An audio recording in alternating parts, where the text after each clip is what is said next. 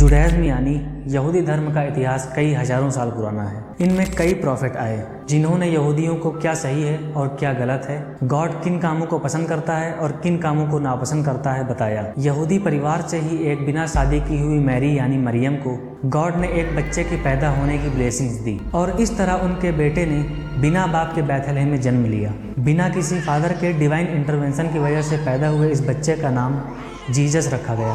Jesus के जन्म की तारीखों में कोई एक मान्यता नहीं है। इसी वजह से कैथोलिक 25 दिसंबर को क्रिसमस मनाते हैं और ऑर्थोडॉक्स 6 से 7 जनवरी को।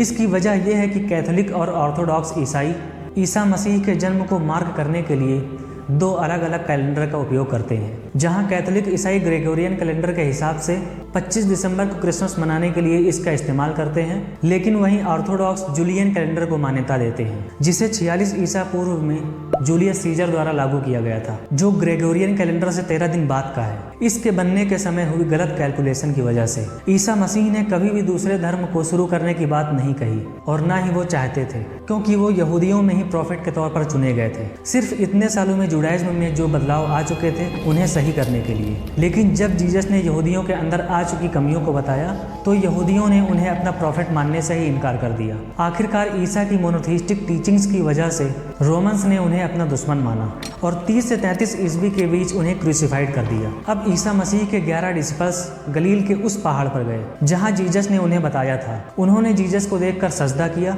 और जीसस ने उनसे आकर कहा कि आसमान और जमीन का सारा कंट्रोल मुझे दिया गया है, इसलिए जाओ और तमाम लोगों को डिसिपल बनाओ, उन्हें गॉड और उसके बेटे और हॉली स्पिरिट के नाम से बपतिस्मा दो और उनको सिखाओ कि हर वो चीज़ मानो जिसका मैंने तुम्हें हुक्म दिया है, और याद रखो मैं हमेशा तुम्हारे साथ हूँ उम्र के आखिर तक। इस ऑर्डर के बाद डिसिपल्स ने यात्राएं शुरू की और दूर दूर तक फैल गए।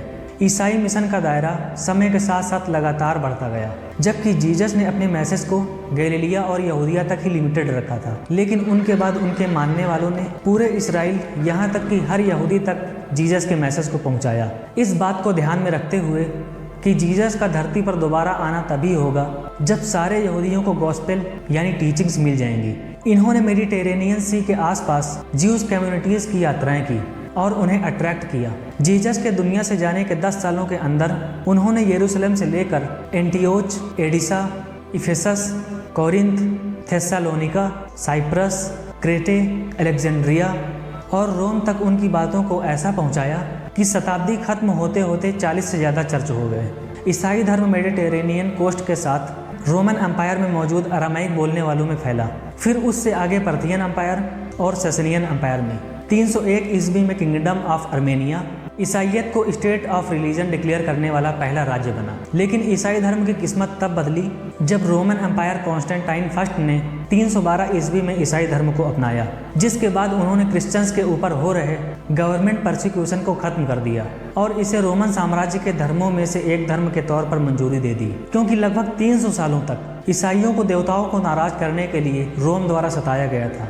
कॉन्स्टेंटाइन फर्स्ट ने फरवरी 313 में एडिक्ट ऑफ मिलान लागू किया, जिसके तहत ईसाइयों के ऊपर जुल्म किए बिना उनके बिलीफ को मानने की इजाज़त दी गई। इसने धर्म को मानने की सजाओं को हटा दिया, जिसकी वजह से जाने ही कितने ईसाइयों को मारा गया था, और इसने चर्च की जब्त प्रॉपर्टी को भी वापस कर दिया। इस आदेश ने न केवल ईसाइयों को बल्कि सभी धर्मों को परसिक्यूशन से बचाया। ईसाई धर्म के तेजी से फैलने के पीछे कुछ इन बातों को जिम्मेदार माना जाता है। सभी के लिए सैल्वेशन यानी मोक्ष और इटर्नल लाइफ का वादा। ईसा की मिरेकल्स और हीलिंग्स की कहानियों की वजह से रोमन्स को अपने देवताओं के कंपैरिजन में ईसाई गॉड ज़्यादा पावरफुल लगने लगे थे।